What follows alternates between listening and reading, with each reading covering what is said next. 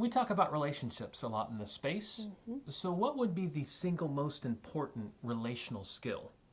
Most people would say communication. And most people would be, sadly, wrong. We're going to talk about that today on Love Ed with Julie and Mr. Wright. I got to thinking about this because we went to a wedding during Christmas break.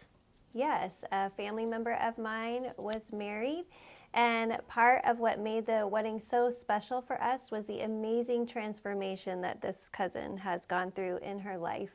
A few years ago, well, actually a long time ago, she had rebelled against God and against her family.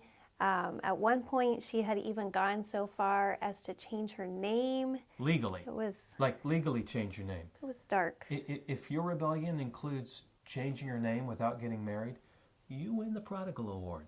Congratulations.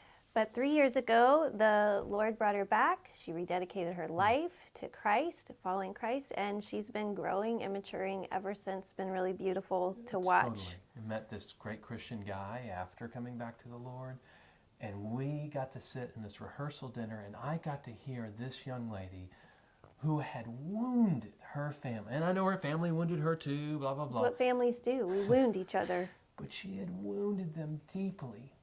And yet she was able to speak words of encouragement and love and thankfulness. And she never had to say, I'm sorry. Well, we don't want to be doing that movie quote, love means never having to say we're sorry. No, it's not that. No. She had already said she was sorry. 3 years ago, actually. She had already confessed. She had already repented. But the trick is, in order for a relationship to be restored, there has to be forgiveness. And that's why, in my humble opinion, and it is, trust me, the single most important relational skill is forgiveness. When you stand at the altar, you do not want to have these hurts and hang-ups from what other people have done to you in the past and hold on to them. I'm going to get married to this perfect person, but I'm not going to forgive all the imperfect people in my life. Oh, that doesn't work very well. Yeah, and Mike has written a book on forgiveness. It's called Forgiveness 101, and we would like to give you a free PDF copy of that. For free?